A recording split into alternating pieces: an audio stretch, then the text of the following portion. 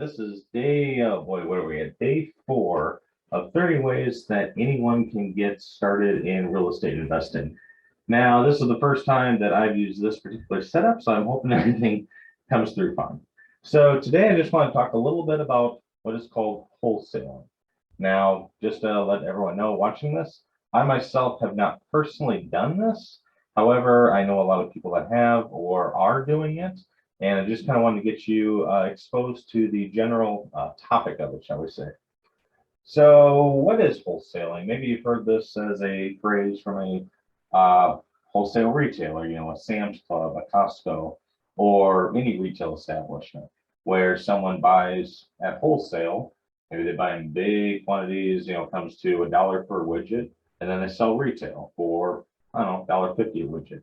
And buying wholesale, selling retail, kind of is how this plays into here. But essentially with wholesaling, you are just a middle person of a transaction, and then you can profit from this. And if it's in a good area, you really, put some good effort to it, it can allow you to make a substantial amount of money without having to put in a large amount of capital, like say a down payment on a turnkey or putting in tens of thousands of dollars into a fix and flip, for instance. So we're just going to walk through an example of a wholesaling option here. So let's just say you come across a little property, and excuse my wonderful drawing skills, but we'll just put this in context here. So you find a little house that, I don't know, maybe needs some work done. The roof is starting to look kind of bad. And I don't know, there's like some scraggly bushes in front, and maybe there's some cracked pavements here, and I don't know, maybe windows look a little broken here or there, and maybe just looks neglected. And it's not for sale, it's not on the MLS or anything like that. But let's just say you're doing some driving around, you find this property, and it looks like it needs some work, and you decide to do some digging. So you can start going online nowadays and go to the recorder's office. And a lot of times the recorder's office you can find online. So what you'll need is just a address of the property, or if it's a vacant, maybe it's land, parcel might be an option to look at, but typically you want just an address of the property. So we'll just say this is 123 Main. All right, and let's just say, first of all, we'll see who owns it. And we find out that it is John Smith, but he does not live there. In fact, he's an absentee owner. He lives several states away. He owns the property, but he does not live there. So we do a little more digging, and maybe we find the phone number for John Smith. Maybe we find some additional information from the recorder, from the assessor. Maybe there's a sales history. Maybe we can find out when that property was last occupied. So we're just going to say, skip down a few steps here. We contact John Smith. We start a dialogue and just say, hey, I just wanted to let you know I drove by your house. It looks kind of neglected. And, just was wondering if you'd ever be interested in selling that. And sometimes I might just say, nope, not interested. But if you can find a good one out there and maybe the person really wants to sell, you can kind of start a dialogue. Maybe Mr. Smith says, well, yeah, I don't know, my father passed away a number of years ago. I live 3 states over. I work full time. I got 3 kids. I'm the closest family member nearby. None of my brothers and sisters want to do anything with it, and it would need some updating. I talked to a realtor a year ago, and they said, well, you're gonna have to look at fixing the roof. Really needs an uplift inside, and just really have to put in a lot of money into it to put up to sell. And again, I just don't have the time, I just don't have the money, I just don't have the inclination. But I'll be honest, I'd be interested in getting rid of this, because even though I'm not living in this, even though it isn't tenanted, I'm still paying property taxes each and every month. I'm still maybe paying a small amount of utilities and possibly even a small insurance. So this would be, let's see, I think Robert Allen put it best. Back in the day, he wrote a lot of no money down books. He would call this an alligator. And basically, feeding the alligator, it constantly needs food, but you're not getting anything out of it. So this is basically just a money drain. So maybe you start a conversation with John Smith. It's like, well, you know, maybe I'd be able to take this off your hands. Would you be interested in? Yeah, sure. I've been wanting to get rid of this. I mean, I know it needs some work. Again, I just don't have the time. I don't have the money. Just don't have the inclination to put any money into it. Thankfully, my father, had it paid off, so there's no mortgage on it, and it's free and clear. There's no liens, there's no assessments, there's no anything. Now, keep in mind, you'll still want to do your due diligence. Just because someone says there's no liens on the property doesn't mean that there isn't. Sometimes it might just, maybe they lie. Maybe they just don't know about the liens. That happens too. We talked about this in one of my podcast episodes with Mark Root of why you use a title company when looking for, liens and encumbrances on properties. So let's just say everything checks out with this. Then you arrange with Mr. Smith and say, hey, can I take a look at it? Now, some wholesalers just do a drive-by, look at the exterior, come up with an offer. Again, I've never done this, but I think really just taking a peek in the inside really makes the most sense. Maybe you knock out a wall, maybe there's a lot of damage that you can't see, but you can tell a lot more from the inside than you can the exterior of just the property. So let's say you arrange a time with Mr. Smith and you take a look at the house, you look at the interior. Yes, it's very dated, it has very 1970s motif to it. Like I said, we had talked about the roof, some scraggly brushes, would need a lot of work into it. So I'm just going to use some round numbers here. Let's say this particular house, let's just say it's a 3-bed, 2-bath. In this particular area, based on the bed bath count, square footage, you can find comps of up-to-date properties, maybe even newer, new construction. And let's just say they're in the range of 125 to 150,000, obviously. And you look at this property, and this is obviously a good time to know some good contractors really, really, really, really know what it would cost to rehab the property. Is the electrical up to code? Is the plumbing up to code? What flooring costs, paint costs? Are there any supply chain issues like we're dealing with right now at the time of this recording of April 2022? But let's just say work backwards. Let's go on the lower end of 125 here. And you've done some due diligence, you've got an idea for rehab, and you might want to be, shall we say, pessimistic with your numbers, because usually with rehabs, something always happens. So you're anticipating, it's going to take at least 40 grand to fix this property up. Okay. And let's, I don't know, maybe just put a little cushion in there. We're going to say it's $50,000 to rehab it. So 125, again, we're on the low end here. 125 minus 50,000 comes to $75,000. All right. So that's what we have based on what it would on the lower end of the range. We have highballed it, allowed in a $10,000 cushion in order for what would be rehab. We're estimating 40. Let's put in a little bit in there, a 50. And I don't know, let's just say, what if we went into 65,000 all cash? We'll tell you, Mr. Smith, I buy this house for you. Now, you even said you don't have the time, the money, the inclination to purchase this. It's costing you money each and every month on taxes, insurance, utilities. I would say upkeep, but obviously there's not much upkeep here. But what if I could sell, if I would come to you all cash for $65,000?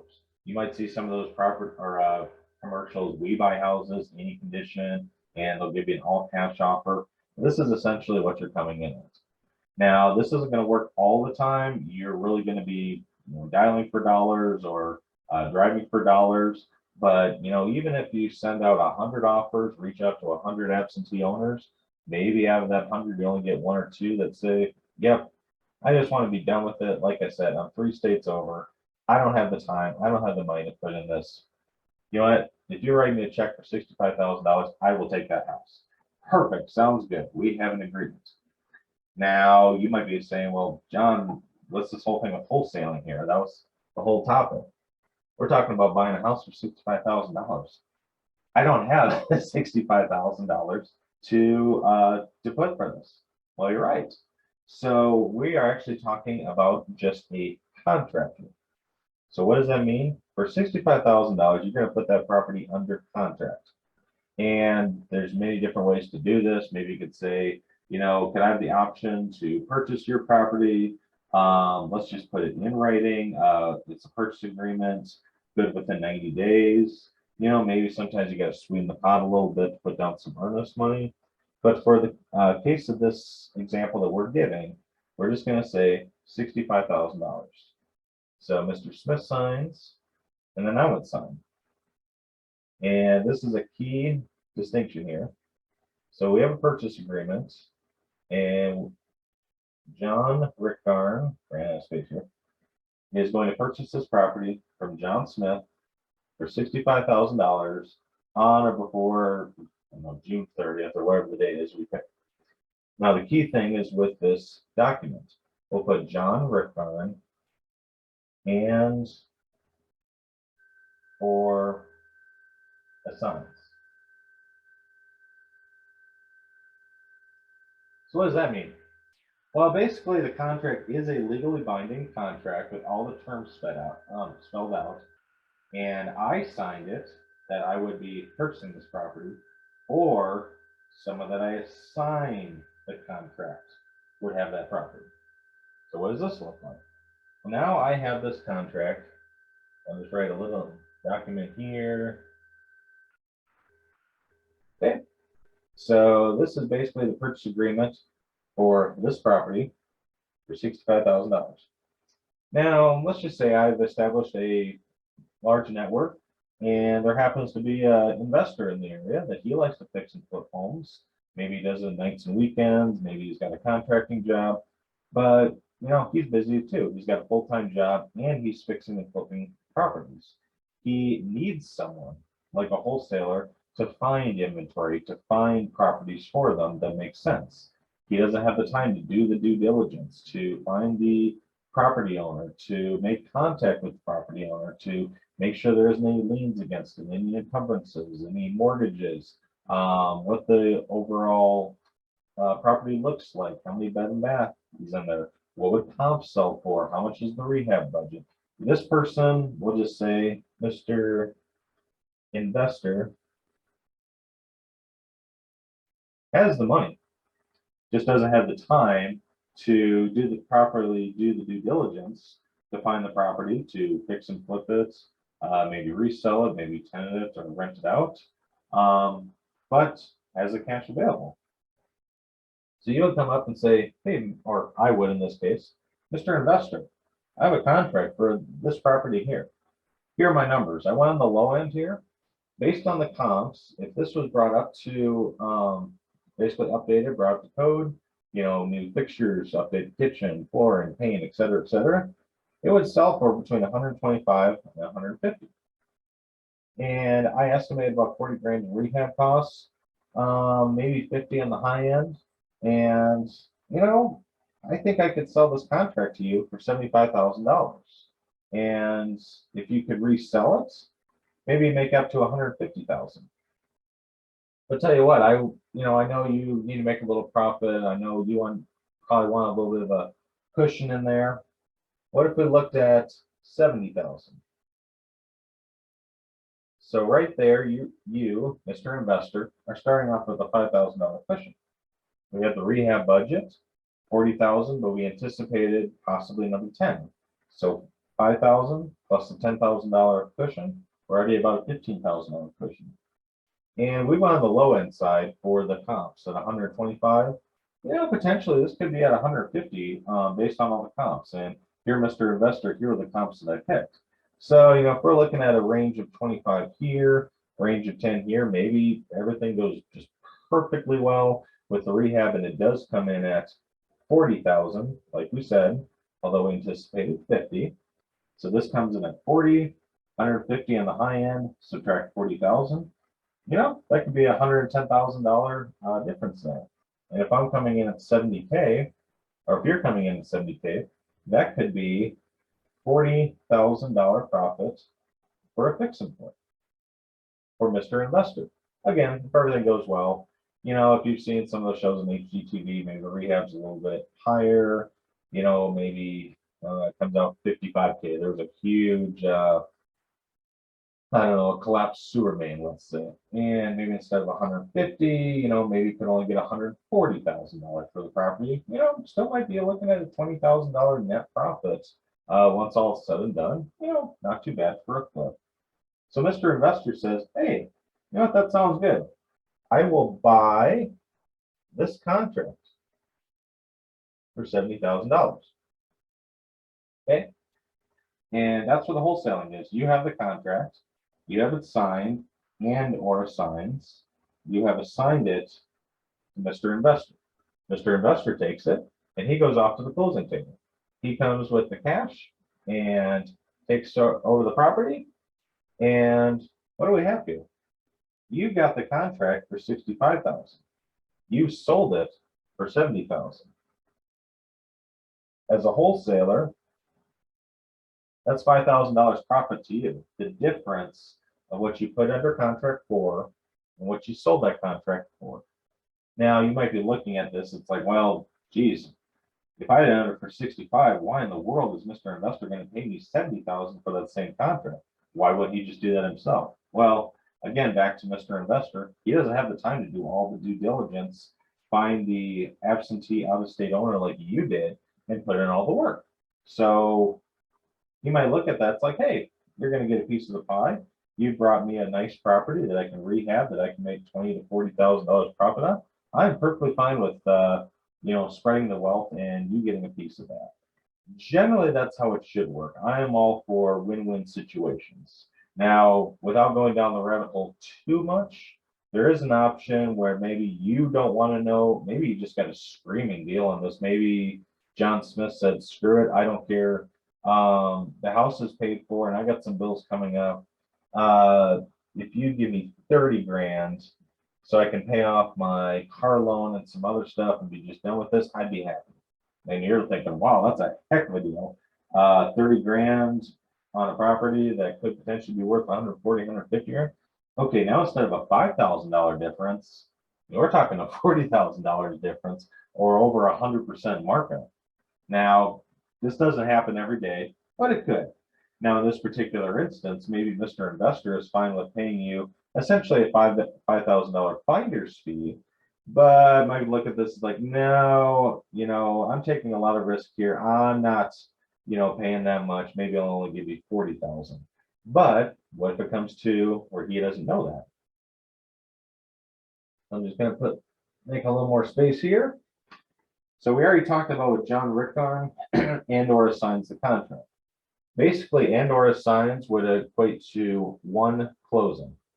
Now you can do what's called double escrow, and you want to make sure you work with a title company or an attorney's office that's very familiar with this.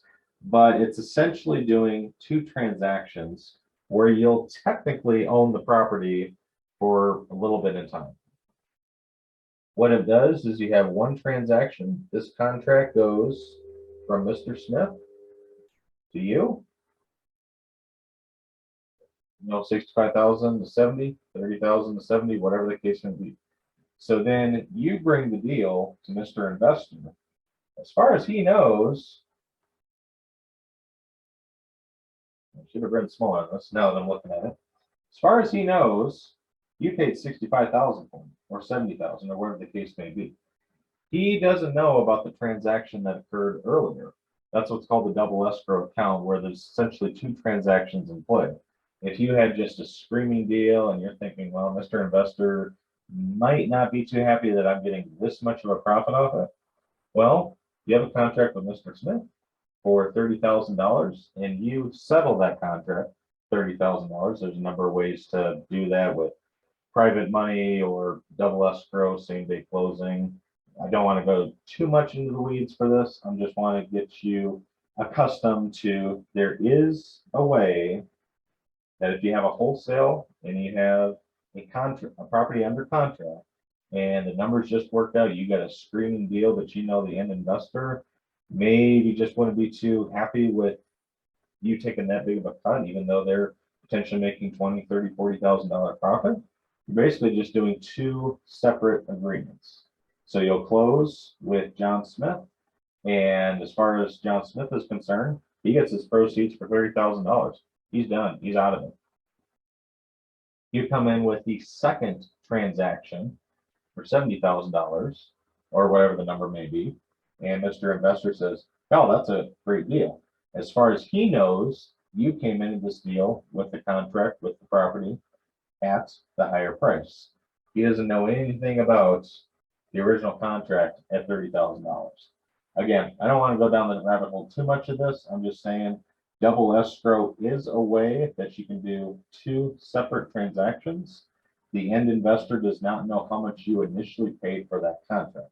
Now, keep in mind with the double escrow, that's essentially two closings versus one. So there are going to be some additional title and processing paperwork costs associated with that. So you want to make sure you run through the numbers very, very thoroughly, make sure it works out to your benefit.